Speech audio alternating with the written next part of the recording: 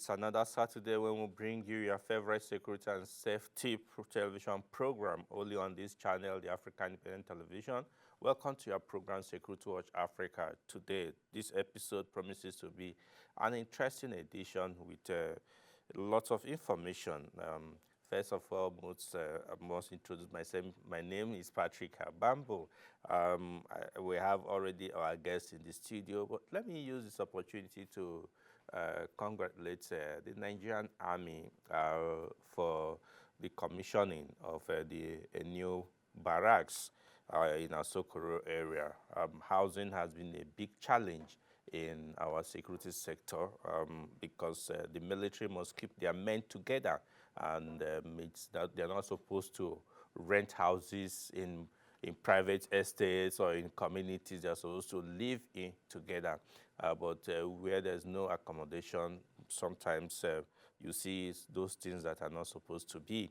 But we must congratulate the Nigerian Army and must say kudos to the leadership of the Nigerian Army, the current Chief of Army Staff, Lieutenant General Olufemi Oloyede, for completing the work his predecessor started. Lieutenant General Taoreed Abiodun Lagbaja, may he so rest in peace. He started a great project. Today, officers and soldiers of the Nigerian Army will reap the benefit of what he started. Yes, again, let me also congratulate the Armed Forces of Nigeria in general. On Thursday, the Commander-in-Chief, President Bola Ahmed Tinubu, conducted the groundbreaking ceremony for the new Armed Forces complex. His time is overdue. When that project and the idea started about 3 years ago, it was like, will it be? But today, the president has conducted the groundbreaking ceremony that will house our armed forces. And it's a kudos again to the Chief of Defense Staff, General Christopher Gwabi Musa, your own time, and I believe that with your passion, this project will be completed as soon as possible. Yes, let's go to today's program. Today we'll be bringing you two reports. First, we're bringing the report from the Nigerian Army headquarters, where the Chief of Army Staff visited the 42 Special Forces brigades in Kaduna. Sit back as Elizabeth Tako brings us this report.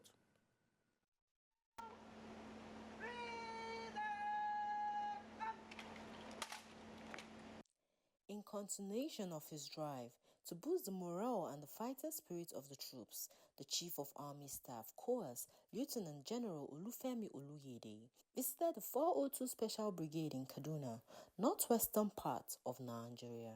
The Army Chief expressed its appreciation for the troops' efforts in providing security in their area of responsibility, AOR. We appreciate what you do, and that's why I'm telling you thank you. One, for the fact that in all operations, every brigade, every division wants SF. That means you are doing well. At least you are justifying the fact that we'll call you Special Forces. So for that, I tell you, well done. Is that clear? Then, particularly for keeping this road safe, I tell you another well done. Thank you, sir. The Chief of Army Staff quickly added that his administration will continue to prioritize the welfare of officers and soldiers. Your commander has told me all your challenges, and I've told him I'm going to address them. One of the things he told me is that all of you here, most of you, don't even have accommodation. We all know that one. Is that a lie? No, sir. That is true. Now, the fact is that I asked him a question. For 134, for instance, you're supposed to be in Gumel. The other unit is supposed to be in Nazare. Another one in Jalingo. So what I've told your commander is that instead of us going to build accommodation in Gumel, that you're not going to stay. And instead of you having your families in all these Alguans here, we are going to build some accommodation in Kaduna for you people, specially. Is that clear? Yes, sir. So that you can keep your family there, safe, they will go to good schools, then you do your work.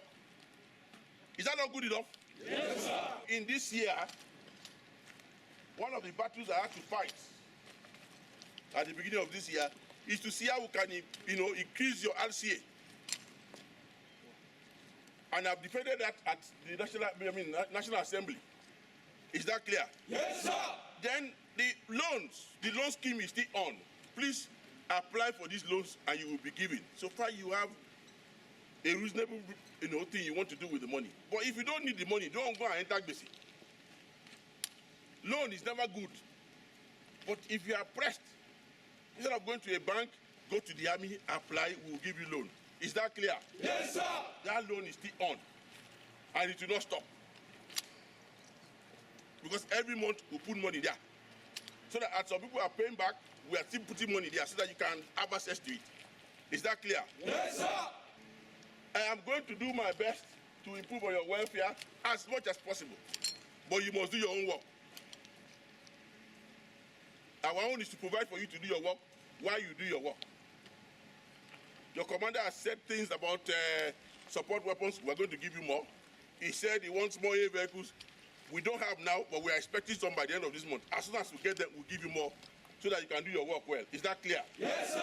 While speaking on enhancement of troops training, General Oluyede charged the troops to continue to show bravery while facing the enemies of the society, as army leadership will continue to work in tackling the challenges faced by the brigade. I have realized that even though you call yourself special forces now, you need further training. So we're going to train you better so that if a special forces officer should fire the enemy is coming down with one shot. That's why they call special forces. Not when you empty a whole magazine and you have not brought anybody down. You have what be special about you. A special force soldier should be able to fire one shot and bring one woman being down. So that we're going to do. We are trying to see if we can establish a new school in your command headquarters in Doma so that you can be better trained. Is that clear? Yes, sir. So what I want from my soldiers is more confidence to do your work and do it well so that I can be coming here to tell you thank you and well done. Is that clear? Yes, sir. So what I want from you is more action, so that we can eliminate this nonsense and go back to our families. Is that clear? Yes, sir. With the various operational visits being undertaken by the Chief of Army Staff, Lieutenant General Olufemi Oluyede, officers and soldiers in the front line are poised to redouble their efforts in ensuring that all parts of Nigeria are secured. Elizabeth Thanko, reporting for Security Watch Africa. Yeah, welcome. Yeah, for time, we won't be able to talk much about this, but today we'll be looking at the retrospect of security in Nigeria in 2024. Our guest is already seated here. Our guest is Chimeze Anyadike, social commentator, but we'll be discussing with him after this report from the Nigeria Customs Service headquarters. Again, Elizabeth Tanko brings us the report.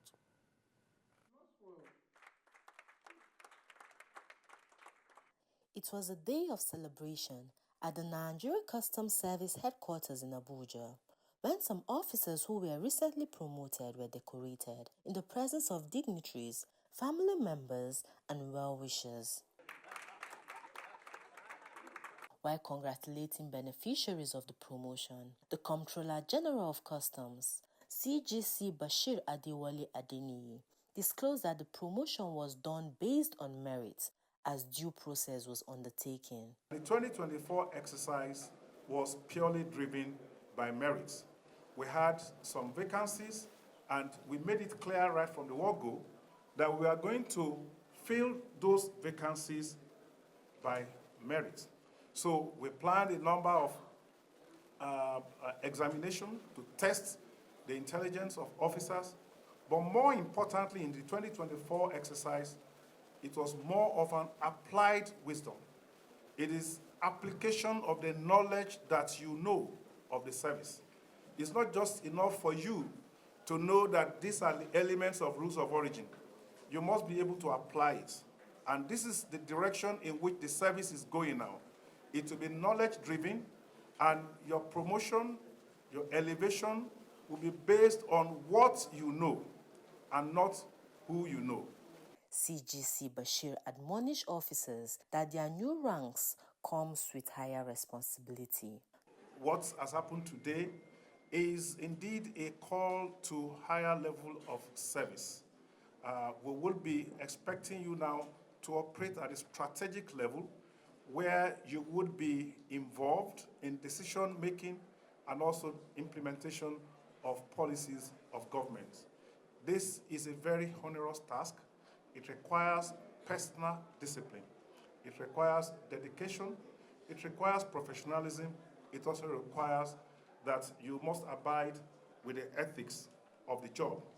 A number of issues that will be discussed at that strategic level must be kept at that level.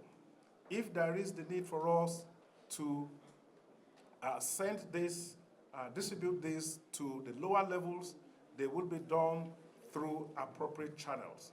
So senior officers must constantly be aware of the obligations expected of them as management level officers, and they must all times abide with those responsibilities. The Comptroller General warned that officers who try to circumvent the promotion process will be dealt with.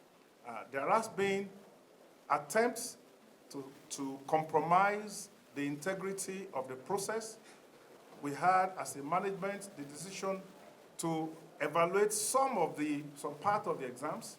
We cancelled some because we felt that there were some anomalies. We will not allow those discrepancies to slide by. As the saying goes, to whom much is given, much is expected. Nigerians expect these officers to redouble their efforts in the discharge of their statutory responsibilities. Elizabeth Thanko, reporting for Security Watch Africa. Welcome back. We'll join to say congratulations to those officers who just got promoted and decorated. Like it said, more is expected from you. The nation looks up to you to help improve the services of the Nigerian Customs Service. Yes, to our discussion today, like I said earlier, our topic for today is the retrospect of security in Nigeria in 2024. Our guest is Mr. Chimezi Anyadike. It's a pleasure to have you, and Happy New Year. Happy New Year. Yeah, yes, for this year we have not been here together. Yes. Thank you, yeah. 2024 had come and gone. We are now in a new year. In fact, the first month of the year is almost gone too. But looking at 2024 in general, how would you describe security in Nigeria? 2024. In all honesty, I think that what happened in 2024 is that the efforts and achievements of the Nigerian security forces and agents were not adequately disseminated to the public. They had a lot of accomplishments, which up until now, I know that a great majority of Nigerians are not aware of. And that was what fostered some of my calls, that they should be able to focus on information disseminating very, very well, so that Nigerians would know what is actually going on.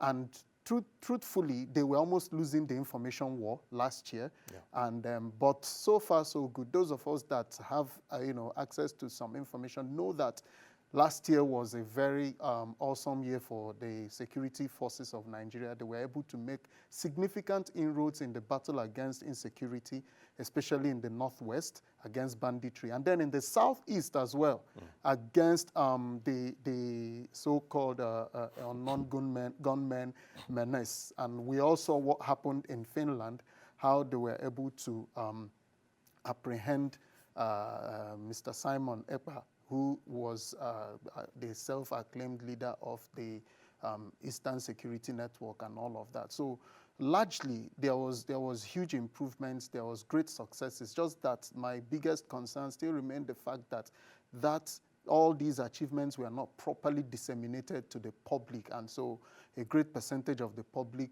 were practically not fully aware of these achievements and efforts of the security network of Nigeria. Yeah, I know, just like you noted, there were quite a number of challenges, and that some Nigerians were worried about. But like you pointed out, I think the pluses Yes. overshadowed the Oh, yes. minuses, but yet yes. communication, in fact, to the public was a little bit slow. What would you not say or agree that maybe, some people believe that bad news is what is news. Good news, people don't care if they are succeeded. They only want to hear how many people, the failures. Is that what the concept that Nigeria is taking to? Yeah, psychologically, humans are wired to react instinctively first to bad news because we are programmed to, first and foremost, preserve, to protect ourselves. So anything that threatens that capacity to protect is easily received through our information networks and all of that. But one thing I still insist on is the fact that despite the fact that information was weaponized and a lot of propaganda were pushed out by some of these non-state actors and, through various social media platforms and were disseminated. You'll see all these videos being shared on WhatsApp platforms faster than the achievements of the Nigerian armed forces or the Nigerian security agents. You would not see any such information disseminated via these same networks. It's all about the negative things that have happened, the activities of bandits, the kidnappings, the abductions, and all of that. Recently, I read a report on the efforts of the Nigerian police in rescuing the wife of the retired AIG. Odumosu, yes. Yeah. And you would be shocked that you wouldn't find that information on any WhatsApp group. But immediately the tragedy happened, when she was kidnapped, it was everywhere in the blink of an eye. Even before national news networks reported it or media outfits reported it. So I think that the issue right now is that there is still that slowness in vigor in security outfits pushing out their achievements, because doing that will restore a lot of confidence in in the citizens. In terms of confidence building, because Yes. that really is something that must be for you to buy back the society. Yes. Yes. You need to be able to provide to them information of what you are doing. Yes. Okay, Yes. now going forward, you have generally talked about the successes of the security forces in 2024. Going forward, I know that 2025 started on a good note. I can boldly say that the second in command to the so-called bandit warlord, Burujit Bello Tuji, has been killed and he's on the hide. But which area would you want, apart from this communication that you have talked about, would you want the security forces to improve upon? I think we still have a challenge with being proactive. We've always had this challenge in our security networks of being reactive. They would have to wait, despite the fact that maybe there has been intelligence reports from intelligence gathering efforts. There will still be a little bit of tardiness in preventing what could happen or what has been reported to be about to happen. So I think a lot of proactivity has to be initiated, amongst the security networks of Nigeria, among the armed forces, among the law enforcement agents, to be able to preempt and prevent what security infraction that might take place. I think that's one. Then secondly, I would still want to talk about information management, because when things are bordering on insecurity, or when activities or whatever happens, you would find reports or information flying around social media, so in multiples.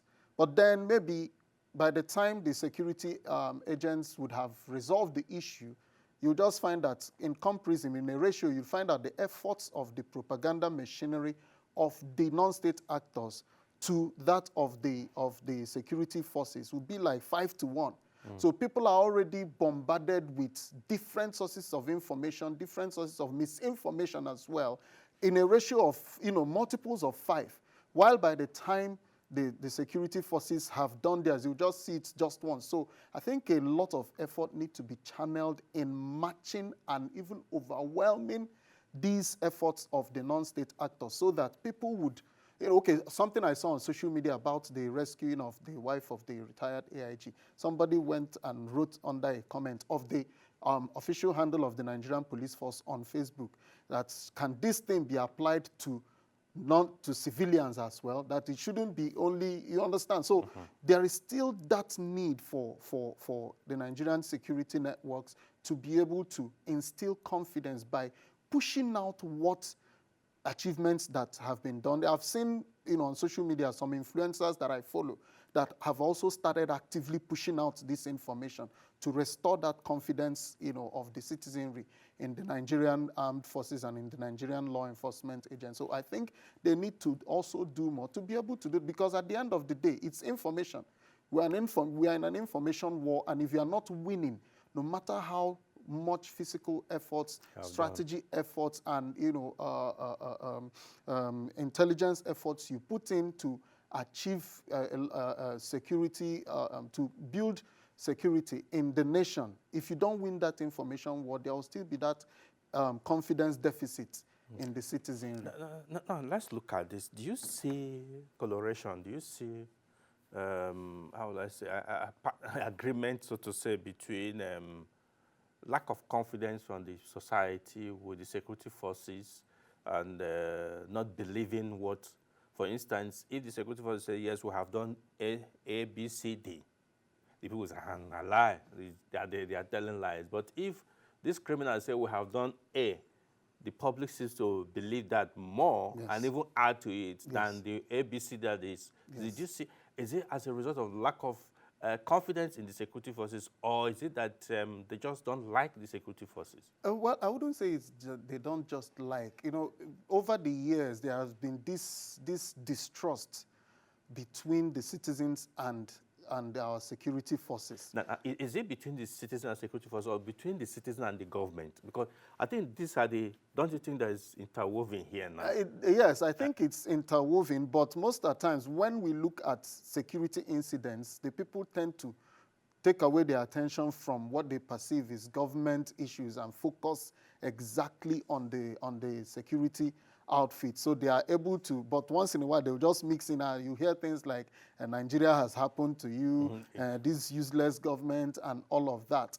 But most of the time, if you analyze the general commentary, especially on social media and in WhatsApp groups, you will be able to see that the misgiving is usually against the Nigerian security agents because of years of high-handedness in the past, which I believe that the Nigerian security agents have minimized to a great deal, because we see where there are orderly room trials of officers that misbehaved or something like that. So, but I can assure you that the confidence is coming up, even though it is slow. The rate of increase is a little bit slow, but I think if they sustain these efforts, because they are doing quite a lot, neutralizing, cracking down on bandit leadership in the Northwest, disbanding the criminal gangs in the Southeast and the insurgents and everything all over. They are doing quite a lot. I follow their activities, but the thing is that people still have the misgiving. So push it out to people that the public has trust in generally. Let them disseminate it. That's why I said I've seen in some, some of the influencers I follow, that they've started disseminating this information, and I think it's a good one. Now, again, in helping to change that, I think there's something about us here. When a child, is doing something wrong at home, the parent will say, I will call the police for you, putting fear in that. And this child grows up, not liking the police or the security forces. Don't you think it's also one of the things that works in our psyche? Of course. Culturally, we've always been inclined to use the police as an instrument of, permit me to use the word, it's not what it is, but as an instrument of oppression, culturally. So it is easy to get people to comply or to agree with what you want the moment you mention police. But I think that perception is beginning to change as well with the recent modification or with the recent behavioral modification of, the Nigerian members of the Nigerian police force. And I believe that if it is sustained, is always the thing. Can we sustain it? If we are committed to sustaining it. I think that over time, there'll be the transformation we've been looking for. We would just start living in it without even realizing that it has happened. Oh, great. Thank you so much for your Thank you time very once much for again. the It's our time, sir. pleasure having Same you here, again. sir. We hope to have you again very soon, and we'll look forward to a great 2025. Oh, yes. Oh, Yeah, yes, I okay. believe so. Viewers, unfortunately, we'll have to pack up for other programs to continue. But do make time out to join us again next week when we'll bring you another exciting episode of this program. But before then, follow us on all our social media platforms. Send us your views and your comments. Ask questions. We'll take it up and get the answers for you. Until next week, I say bye for now and remain blessed.